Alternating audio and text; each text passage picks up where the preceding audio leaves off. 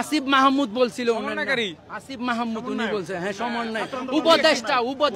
দু একটা কথা বলে যেত, উনি কেন পলাই গেল? উনি নতুন ক্ষমতায় এসছে, আমাদের কথা শুনবে। উনিও কিন্তু এই কয়েকদিন আগে রাজপথে ছিল। দেখছেন আসিফ মাহমুদ যে সমন্বয়কারী ক্রীড়া মন্ত্রণালয়ের দায়িত্বে রয়েছেন, তিনি কিন্তু দেখছেন তার গাড়িটি পিছন দিকে চলে যাচ্ছেন। আমরা যদি একটু দেখাই, তার গাড়িটি ঘুরে যাচ্ছেন, সমন্বয়কারী ছিলেন এবং দেখছেন এই মুহূর্তে তার গাড়ি আসিফ স্যারের গাড়ি, আসিফ স্যার, দেখছেন আসিফের গাড়ি কিন্তু চলে যাচ্ছে। এই মুহূর্তে সমন্বয়কারী রয়েছেন। কার গাড়ি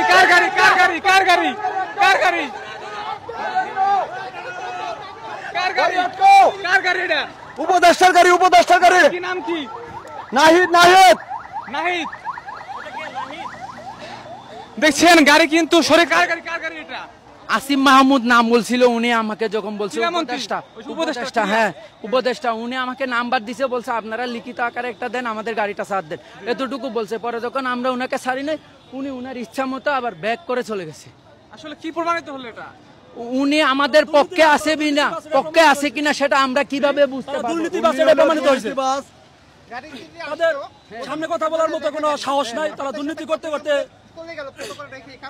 কথা বলছে, আমাদের সাথে কথা বলছে যে আপনারা একটা লিখিত আমাদেরকে দেন। আমি আসিফ মাহমুদ বলছিল, আসিফ মাহমুদ উনি বলছে, হ্যাঁ সমন্বয় উপদেষ্টা আসিফ মাহমুদ নাম হিসাবে বলছে, হ্যাঁ। তো উনি বলতেছে যে আপনারা একটা লিখিত দেন। স্যার আমি বলতেছি লিখিত কি? এখানে আমাদের এক দফায় এক দাবি, এখানে লিখিত কি দিব? আমাদের তো কোনো এক্সট্রা কোনো লিখিত কোনো কাজ নাই।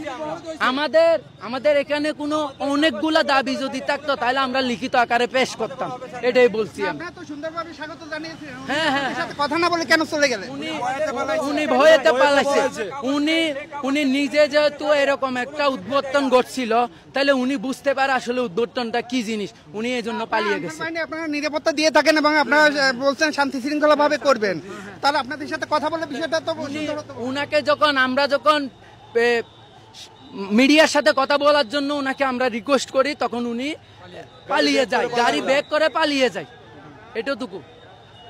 এখন আপনাদের পরবর্তী সিদ্ধান্ত আমরা এখানে থাকবো 24 ঘন্টার ভিতরে। যদি আমাদের ডিজি মহোদয় না আসে তাহলে আমরা সব কর্মবিরতি, কেউ আনসার কোনো ডিটি করবে না। বর্তমান সরকারের একজন উপদেষ্টা, সে যখন আপনাদের কোনো সিদ্ধান্ত দিতে পারে না, ডিজি সাহেব কি কোনো সিদ্ধান্ত দিতে পারবে?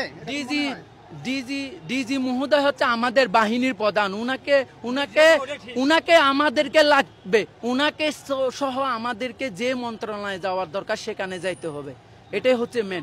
আমাদের উনাকে ছাড়া আমরা কোনোভাবে রাজপথ থেকে যাব না। উনি সহ আমাদেরকে প্রধান উপদেষ্টার কাছে নিয়ে যাক বা স্বরাষ্ট্রমন্ত্রীর কাছে নিয়ে যাক বা তিন বাহিনী প্রধানের কাছে নিয়ে যাক, এটা আমরা উনাকেই সহ নিয়ে যাব।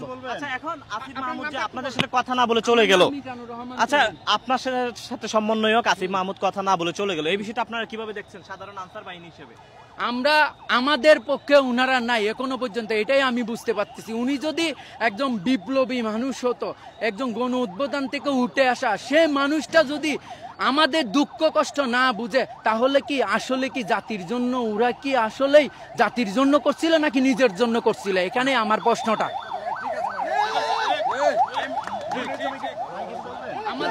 আমাদের শ্রদ্ধেয়, আমরা কষ্ট করি, বহুত কষ্ট করি আমরা।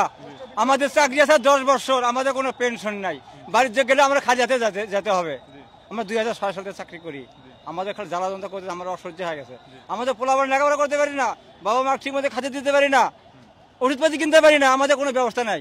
আমাদের অফিসের যেগুলো আছে সম্পূর্ণ চোর, খালি টাকার ভুক্ত। আমার তো অনেক টাকা কাটে রাখছে, আমার কোনো টাকা পয়সা দেয় না। 16,000 বেতন, আমার কোনো চাকরি, আমাদের কোনো পাই না, আমরা খরচ করে খেতে পারি না, খুব কষ্ট হয় আমাদের। এই যে চাকরি শেষ, আমরা কি করে খাবো বাড়িতে? এখন 8 মাস 9 মাস 10 মাস আমার বাড়িতে বসে থাকা লাগে। মানুষের বাড়িতে কামলা দিয়ে সারা চাকরি করে দিতে, আবার কামলা দিস কেন? এটা কি ঠিক? এসে তো খাওয়া লাগে। আমরা ট্রেনিং করে লোক, আমরা ট্রেনিং করে আসি, আমরা অস্ত্র চালাতে শিখছি। আমাদের এই যে কোটা সংস্কার আন্দোলনে যে আমাদের আনসার সদস্য, অগণিত আনসার সদস্য মারা গেছে, এটা কেউ কোনো খোঁজ খবর নেয় না। কোনো অফিসার কর্মকর্তা আমাদের আনসার ডিপার্টমেন্টের বলেন, অন্য ডিপার্টমেন্টের বলেন, কেউ কোনো প্রকারের খোঁজ খবর বা সহযোগিতা বা তাদেরকে দেখতে যাওয়ার জন্য যে সান্ত্বনাটুকু এইটুকু দেওয়ার জন্য কেউ আগে আসে নাই। এই হলো আমাদের আনসার ডিপার্টমেন্টের অবস্থা। দেখছেন এই মুহূর্তে কিন্তু আন্দোলন চলছে, বিক্ষোভ চলছে, এবং আমরা যদি একটু দেখাই যে আসিফ মাহমুদ ছিলেন যে কোটা আন্দোলন সমন্বয়কারী, এখন কিন্তু উপদেষ্টা হয়েছেন ক্রীড়া মন্ত্রণালয়। তার গাড়ির যখন পেয়েছিল তখন তার গাড়িতে ডেকে আনসার সদস্যরা কথা বলার চেষ্টা করছে। এক পর্যায়ে কিন্তু তোপের মুখে পড়ে যখন আনসার সদস্যরা গণমাধ্যম কর্মীদের সাথে কথা বলে আসিফ মাহমুদকে ক্রীড়া মন্ত্রণালয়ে যে দায়িত্বে রয়েছেন সেই গাড়ি কিন্তু এক সময় কিন্তু পিস ফেলে ব্যাক করে পালিয়ে যায়, যেটি কিন্তু আমাদের শুরু থেকেই গণমাধ্যমে দেখিয়েছি। বলেন এটা ওই উপদেষ্টা স্যারের, উপদেষ্টা স্যারের প্রটোকল। আমরা সবাই মিলে আমাদের এই দাবিটা ওনার কাছে তুলে ধরতে চাইছিলাম, কিন্তু উনি আমাদের দাবির কথা শুনে বলছে যে তোমাদের ডিজির সাথে আমি কথা বলবো, এই বলে আমাদের আর কিছু না বলে গাড়ি সাহা করে ব্যাক দিছে।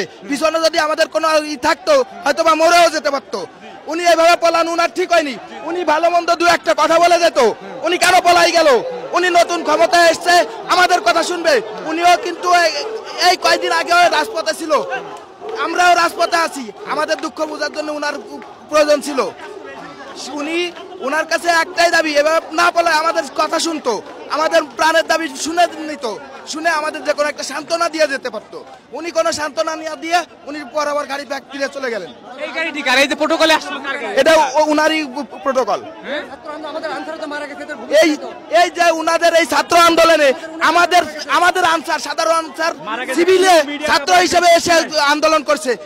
আমাদের সাধারণ আনসার বুকে রক্ত বিছাইতেছে রাজপথে। আমাদের সাধারণ আনসার মারা গেছে।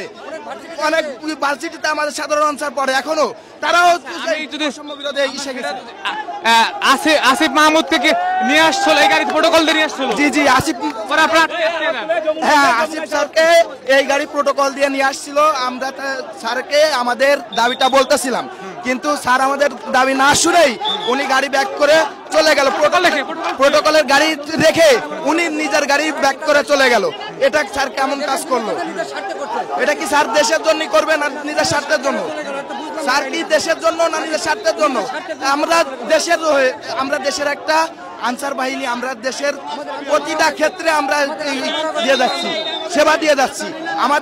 আমরা এমন কোনো সেবা নেই দিচ্ছি না। আমরা সরকারি খাতে, বেসরকারি খাতে, বাংলাদেশের গুরুত্বপূর্ণ জায়গায় আমরা নিজেদের সকল ধরনের জীবনের রিস্ক নিয়ে আমরা সেবা দিয়ে যাচ্ছি। তারপরও ইনি আমাদের কোনো কথা শুনলেন না। এভাবে চলে যাওয়া না ঠিক হয়েছে বলেন? দেখছেন এই মুহূর্তে কিন্তু আনসারের যে আসিফ মাহমুদের যে গাড়িটি ছিল সেই গাড়ির যে প্রটোকল, সেই প্রটোকলটা দেখছেন এই মুহূর্তে আটকে রয়েছে এবং তাদেরকে এখন পর্যন্ত ছাড়েনি।